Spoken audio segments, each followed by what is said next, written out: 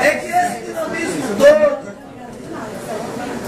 que esta política acaba se tornando atos de politicagem. Isso é ruim.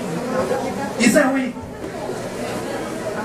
Acho que se é de nós, se é dos vereadores, dos 29 vereadores, ter se reunido hoje aqui só para isso, era melhor ter ficado logo no recesso.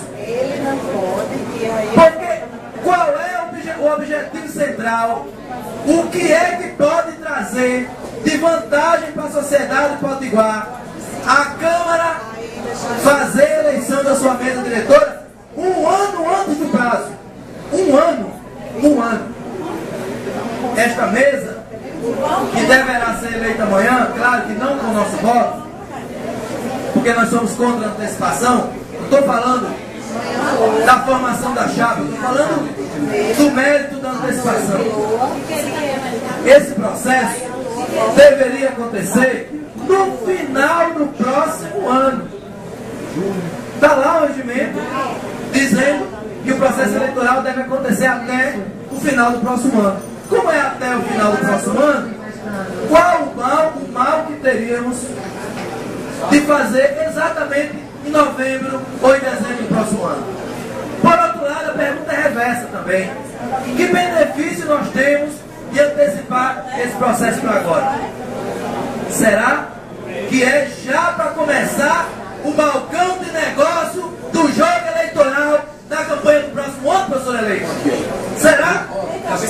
Se é isso, a Câmara Municipal de Natal e essa gestão começa a rasgar o seu mandato.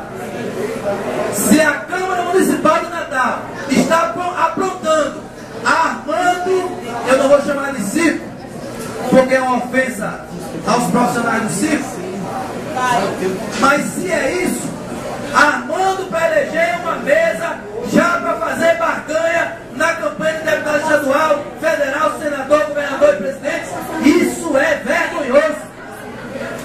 E nós queremos lamentar, repudiar esse processo antecipadamente.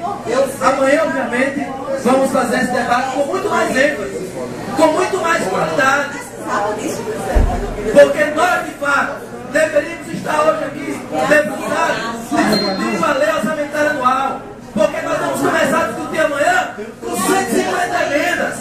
Vai bater o cansaço, e quando der 8 horas da noite, 9, 10, meia-noite, aí vários colegas aqui, e é normal que nós somos feitos de carne e osso, vai bater o cansaço, e nós mesmos vamos dizer, estamos cansados. Fulano, retira sua emenda. Vereador, retira sua emenda. E vamos querer votar as coisas a toque de caixa, sem uma discussão. Eu já quero me antecipar aqui, vereador Rafael Mota. Eu deverei me inscrever amanhã para discutir as 150 emendas.